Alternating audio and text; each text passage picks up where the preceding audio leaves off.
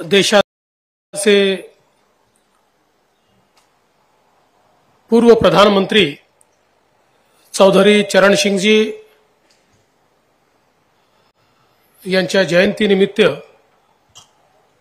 किसान सन्मान दिवस तथा ग्राम विकास लाभार्थी संमेलन या संमेलनामध्ये सर्वप्रथम हिंदवी स्वराज्याचे सरसंस्थापक छत्रपती शिवरायांना मानाचा मुजरा करतो। भारतीय राज्यघटनेचे शिल्पकार भारतरत्न डॉक्टर बाबासाहेब आंबेडकर करतो। आज या कार्यक्रमाकरता आपल्यामध्ये उपस्थित झालेले भारताचे कृषी मंत्री आणि ग्रामविकास मंत्री ज्यांचा परिचय संपूर्ण देशाला मामाजी म्हणून आहे असे माननीय शिवराज सिंग चौहान जी, आपल्याच पुण्याचे आणि राज्याचे उच्च व तंत्र शिक्षण मंत्री माननीय चंद्रकांत दादा पाटील जी, सन्माननीय एकनाथराव डवले जी, एस.के. रॉय जी, कुलगुरु एस.आर. गडाख जी, आर.के. सिंह जी, सैम्युअल प्रवीण कुमार जी, रावसाहेब भागडे, रामकृष्ण वेटाळ, चंद्रकांत पलकुंडवार, सर्वच या ठिकाणी उपस्थित मान्यवर आणि उपस्थित सर्व शेतकरी नागरिक भगिनी आणि बंधूंनो, मी आपल्या महाराष्ट्राच्या वतीने केंद्रीय कृषी आणि ग्रामविकास मंत्री आदरणीय शिवराज सिंग चौहान साहेबांचं मनपूर्वक स्वागत करतो आणि हा कार्यक्रम त्यांनी महाराष्ट्रामध्ये या ठिकाणी घेतला त्याबद्दल त्यांचे मनापासून आभार मानतो। आपल्याला कल्पना आहे की चौधरी चरण सिंह जी देशाचे प्रधानमंत्री होते, एक किसान नेता म्हणून, शेतकऱ्यांचे नेते म्हणून त्यांची ख्याती होती। शेतकऱ्यांच्या जीवनामध्ये परिवर्तन व्हावं म्हणून अनेक योजना त्यांनी राबवल्या। शेतकऱ्यांना ऋण पुरवठा झाला पाहिजे, कर्ज पुरवठा झाला पाहिजे, शेतकऱ्यांच्या शेतीला पाणी मिळालं पाहिजे, शेतकऱ्यांना बाजारपेठेमध्ये योग्य भाव मिळाला पाहिजे। या सगळ्या गोष्टींकरता त्या कालखंडामध्ये वेगवेगळ्या प्रकारच्या योजना तयार करत आणि धोरणात्मक निर्णय घेत चौधरी चरण सिंह जी यांनी अतिशय चांगलं कार्य केलं। आणि म्हणूनच ज्यावेळी श्रद्धेय अटल बिहारी वाजपेयी जी हे देशाचे प्रधानमंत्री होते त्यावेळी आदरणीय वाजपेयीजींनी सांगितलं की चौधरी चरण सिंह जी यांचा जो जयंतीचा दिवस आहे तो किसान सन्मान दिवस म्हणून या ठिकाणी साजरा केला जाईल। आणि त्याच मालिकेमध्ये आज आपल्याकडे हा दिवस साजरा करण्याकरता आदरणीय शिवराज सिंग चौहान जी या ठिकाणी उपस्थित झाले आहेत। आज या छोट्याशा कृषी प्रदर्शन किंवा आपल्या केव्हीकेच्या स्टॉल्सला देखील आम्ही त्या ठिकाणी भेट दिली। अतिशय चांगल्या प्रकारचं वेगवेगळ्या प्रकारच्या गोष्टी त्या ठिकाणी आम्हाला पाहायला मिळाल्या। आपण सर्व जाणतो की अलीकडच्या काळामध्ये कृषी आणि विज्ञान या दोन गोष्टीची फारकत करता येत नाही। कृषीच्या क्षेत्रामध्ये शाश्वतता आणण्याकरता कृषी आणि विज्ञानाची सांगड घालणं हे अत्यंत महत्त्वाचं आहे। आणि याच विज्ञानासोबत खऱ्या अर्थानं कृषीमधलं जे आपलं पारंपरिक विज्ञान आहे ते विज्ञान देखील अत्यंत महत्त्वाचं आहे। कारण आज पुन्हा एकदा संपूर्ण जग हे नैसर्गिक शेतीकडे वळताना आपल्याला पाहायला मिळत आहे आणि कुठेतरी नैसर्गिक अशा प्रकारच्या गोष्टींचा वापर हा अधिक कसा करता येईल, त्यातनं उत्पादकता कशी वाढवता येईल, त्यातनं जे एक प्रकारे विषपूर्ण अशा प्रकारचं अन्नधान्य आपण वर्षानुवर्ष खात गेलो त्यातलं तो जो काही केमिकल आणि सगळ्या गोष्टी कशा कमी करता येतील याचा देखील आता मोठ्या प्रमाणात प्रयत्न चाललेला आहे। मला सांगताना आनंद वाटतो की महाराष्ट्रामध्ये देखील आपण नैसर्गिक शेतीच्या संदर्भातलं एक मिशन स्वीकारलंय आणि 25 लाख हेक्टर शेती ही नैसर्गिक शेती खाली कशी येईल असा आपला प्रयत्न आहे। आज आपण वेगवेगळ्या योजनांच्या माध्यमातून शेती क्षेत्राला समृद्ध कसं करता येईल अशा प्रकारचा प्रयत्न करतोय। फलोत्पादनाच्या क्षेत्रामध्ये महाराष्ट्र आता पहिल्या क्रमांकावर आहे आणि विशेषतः फलोत्पादनामध्ये ज्या प्रकारे वेगवेगळ्या प्रकारच्या व्हेरायटीज तयार करून त्याच्यामध्ये शाश्वतता आणून आणि त्याला केवळ राष्ट्रीयच नाही तर आंतरराष्ट्रीय मार्केट देखील मिळवून देण्याचं काम हे गेल्या काही वर्षात झालंय, हे अत्यंत महत्वाचं आहे। देशाचे प्रधानमंत्री माननीय नरेंद्र मोदीजी यांनी सातत्याने भूमिका मांडली की शेतकऱ्यांना त्यांच्या शेतीमध्ये प्रयोगशील राहावं लागेल आणि अलीकडच्या काळामध्ये शेतीचं क्षेत्र कमी झाल्यामुळे त्या कमी क्षेत्रामध्ये उत्पादकता वाढवून आणि कल्पकतेच्या माध्यमातून शेती फायद्याची कशी करता येईल हा प्रयत्न आपल्याला करावा लागेल।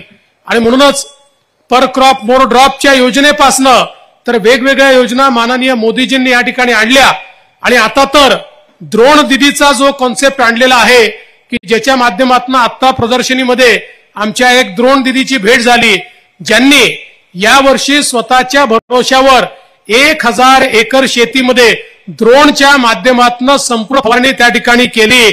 मला असं वाटतं की शेतीमध्ये हे जे परिवर्तन होत आहे हे अत्यंत महत्वाचं आहे, कारण आज आपण पाहतो की या सगळ्या फवारणीच्या माध्यमातून किंवा तंत्रज्ञानाच्या माध्यमातून आपण अतिशय माफक अशा पद्धतीनं या ठिकाणी सगळ्या गोष्टींचा वापर त्या ठिकाणी करतो। त्याच्या पिकांवर वाईट परिणाम होत नाही, उलट पीक वाढीवर किंवा कीड नियंत्रणावर त्याचा चांगल्या प्रकारे आपण एक कंट्रोल करू शकतो आणि त्यासोबत पैसे देखील कमी लागतात।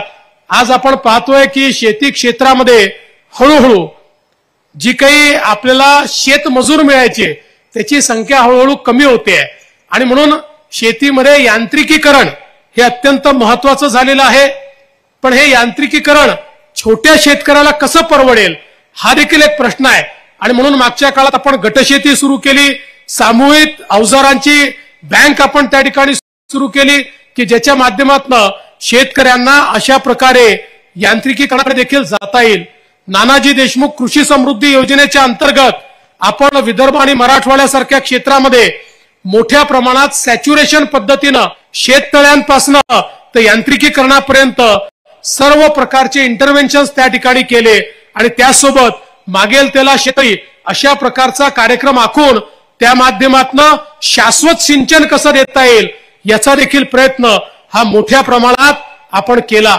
आज आपल्याला कल्पना आहे की आपण या ठिकाणी मॅग्नेट सारखी योजना आणली, ऍग्री बिझनेस म्हणजे आपल्या राज्यातल्या ज्या गावातल्या सगळ्या सोसायटी आहेत त्या मल्टीपर्पज सोसायट्यांना ऍग्री बिझनेस सोसायटीमध्ये परिवर्तित करण्याचं काम आपण सुरू केलं आणि 10,000 गावांमध्ये आपलं हे इंटरव्हेन्शन सुरू आहे। याचा फायदा असा आहे की याच्या माध्यमातून शेतकऱ्यांची मार्केट सोबत एक व्हॅल्यू चेन तयार करण्याचा प्रयत्न आपण करतोय। आपल्या गावची सोसायटी हाच आपला बाजार बनणार आहे, आपल्या गावची सोसायटी हाच आपला इंटरमिडिएटरी बनणार आहे आणि त्या माध्यमातून आज जी काही अवस्था आपल्याला पाहायला मिळते की शेतमालाचा भाव शेतकऱ्यांना मिळताना तो कमी मिळतो पण मार्केटमध्ये अंतिम कंझ्युमरला मात्र मोठ्या प्रमाणात अनेक गोष्टी महागात त्या ठिकाणी विकत घ्याव्या लागतात। तर या दृष्टीने देखील एक इंटरमिजिएटरीच्या रूपामध्ये आपली मल्टीपर्पज सोसायटी ही ऍग्री बिझनेस सोसायटीमध्ये कन्वर्ट करण्याकरता एक मोठं काम हे आपण महाराष्ट्रामध्ये सुरू केलं आणि त्यालाही मोठा प्रतिसाद आज मिळतोय। आज आपल्याला कल्पना आहे की एकीकडे मोठ्या प्रमाणात चेन्स तयार झालेल्या आहेत की ज्या चेन्स आज वेगवेगळ्या प्रकारचे भाजीपाला असेल, फ्रुट्स असतील किंवा अन्नधान्य असेल याचं मार्केटिंग करतात। आता आपण बघितलं आपल्या समोर एका शेतकऱ्यांनी कशा प्रकारे डिजिटल प्लॅटफॉर्मचा उपयोग आपण करतोय हे सांगितलं आणि आज केंद्र सरकारने आणि राज्य सरकारने देखील आपल्याला ई मार्केट उपलब्ध करून दिलाय, डिजिटल प्लॅटफॉर्म उपलब्ध करून दिलाय की ज्याच्या माध्यमातून आपण जर आपल्या प्रॉडक्टची क्वालिटी ही चांगल्या प्रकारे मेंटेन केली त्या माध्यमातून त्याला उचित दाम मिळण्याच्या दृष्टीने देखील मोठ्या प्रमाणात आपल्याला फायदा मिळतोय। मी माननीय राजजींचे याकरता देखील आभार मानेन की विशेषतः जी पिकं आपण एमएसपी वर खरेदी करतो त्याच्या खरेदी करता अनेक कन्सेशन्स आम्हाला या ठिकाणी शिवराजजींनी मिळवून दिले आणि त्यामुळे आता मोठ्या प्रमाणात ही खरेदी देखील या ठिकाणी सुरू झालेली आहे। आणि आज या किसान सन्मान दिनाच्या माध्यमातून एक गोष्ट निश्चितपणे आहे की देशाचे प्रधानमंत्री माननीय मोदीजी यांचा संपूर्ण फोकस हा शेतकऱ्यांच्या कल्याणाकडे आहे आणि विशेषतः छोट्या शेतकऱ्याकरता जी किसान सन्मान योजना मोदीजींनी सुरू केली की छोट्या शेतकऱ्यांना अडचणीच्या वेळी त्यांना 6,000 रुपये देण्याची योजना त्यांनी सुरू केली। मागच्या काळात आपण त्याच्यामध्ये 6,000 रुपये अजून टाकले, नमो शेतकरी सन्मान योजना सुरू केली, 12,000 रुपये आपण शेतकऱ्याला देतो आणि आता लवकरच 12,000 नाही तर 15,000 रुपये शेतकऱ्यांना त्या ठिकाणी देण्याचा निर्णय हा आपल्या सरकारच्या माध्यमातून आपण केलाय। आणि एवढंच नाही तर आमच्या शेतकऱ्यांना वेळोवेळी ज्या अडचणी येतात आपण 1 रुपयात पीक विम्याची योजना सुरू केली। मला सांगताना आनंद वाटतो। मैं शिवराज जी आपको बताना चाहता हूं कि महाराष्ट्र में हमने 1 रुपए में आपने जो फसल बीमा योजना लाई थी उसकी शुरुआत की। इस साल हमने किसानों को 8,000 करोड़ रुपए का भुगतान उसके माध्यम से किया है और जहां जहां किसान तकलीफ में आया वहां किसान को मदद करने का काम ये राज्य सरकार और केंद्र सरकार की मदद से हमने किया है। आणि म्हणून मला असं वाटतं की आज ही आपल्याकरता अतिशय आनंदाची गोष्ट आहे की ज्यांना शेती आणि ग्राम विकासातलं सगळं समजतं, मध्य प्रदेशमध्ये देशातला कृषीचा हायेस्ट ग्रोथ रेट लगातार 15 वर्ष ज्यांनी ठेवला ते शिवराज सिंग चौहान आता देशाचे कृषी मंत्री आहेत। त्यामुळे मला विश्वास आहे की देशातल्या शेतकऱ्यांच्या अडचणी माहिती असलेला एक कृषी मंत्री आज देशामध्ये मिळाल्यामुळे त्यांच्या माध्यमातून निश्चित पुढच्या काळामध्ये मोदी सरकारच्या ज्या वेगवेगळ्या योजना आहेत त्या योजना आपल्यापर्यंत पोहोचतील। आज खरं म्हणजे ते कृषी मंत्री तर आहेतच पण ग्राम विकास मंत्री देखील आहेत। आताच आपण प्रधानमंत्री आवास योजनेच्या माध्यमातून मोठ्या प्रमाणात त्या ठिकाणी घरांची निर्मिती सुरू केली, काही लोकांना चाव्या दिल्या, काही लोकांचं घराचं स्वप्न पूर्ण झालं। आपण खरं म्हणजे 2011 साली जो काही एक सेन्सस झाला होता त्या सोशिओ इकॉनॉमिक सेन्ससच्या आधारावर लाभार्थ्यांची निवड केली आणि त्यांना आपण घरकुल देत होतो। 2018 साली आम्ही सगळे मुख्यमंत्र्यांनी, शिवराजजी होते, आम्ही होतो, आम्ही सगळ्यांनी माननीय मोदीजींना विनंती केली की 2011चा हे जे काही सेन्सस आहे हे पूर्णपणे फॉल्टी आहे आणि याच्यामध्ये अनेक गरजूंना त्या ठिकाणी फायदा मिळालेला नाही आणि म्हणून पुन्हा एकदा नव्याने रजिस्ट्रेशन सुरू झालं आवास प्लसच्या नावाने आणि ज्यांची नावं यादीत नव्हती त्यांचंही रजिस्ट्रेशन सुरू झालं आणि या आवास प्लसच्या माध्यमातून महाराष्ट्रामध्ये ऍडिशनल 26 लाखाची डिमांड ही त्या ठिकाणी तयार झाली, त्यांचं रजिस्ट्रेशन झालं आणि आता यांना घरं कशी द्यायची हा आमच्या समोर प्रश्न होता। पर आज मैं अनाउंसमेंट नहीं करने वाला, हम अनाउंसमेंट आपके मुंह से सुनना चाहते हैं। पण मी आमच्या सगळ्या माध्यमांना सांगतो आपण छोट्या छोट्या गोष्टीची ब्रेकिंग न्यूज करतो। खरी ब्रेकिंग न्यूज आज आमचे शिवराज सिंग चौहान जी या ठिकाणी देणार आहेत आणि प्रधानमंत्री आवास योजनेमध्ये महाराष्ट्राला आज जी भेट शिवराजजींच्या आणि मोदीजींच्या माध्यमातून मिळते आहे, अनाउंसमेंट ते जरी करणार असले तरी मैं एडवांस में आपका आभार व्यक्त करता हूं और इतना ही कहना चाहता हूं ये जो आप घोषणा करने वाले हैं ये न भूतो इस प्रकार की घोषणा है। 1 साल में किसी एक राज्य को इतने घर आज कभी नहीं मिले, उतने घर जेवढे घर आज महाराष्ट्राला एका वर्षात माननीय आमचे शिवराज सिंग चौहान जी देत आहेत।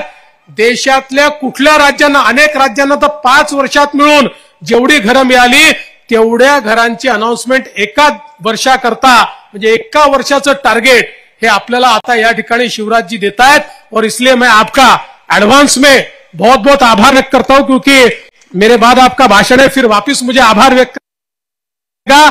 लेकिन मैं हमारे मीडिया को भी कहता हूं कि आप छोटी छोटी बातों की ब्रेकिंग न्यूज करते हैं। आज असली ब्रेकिंग न्यूज सुनने के लिए आप लोग तैयार हो जाइए।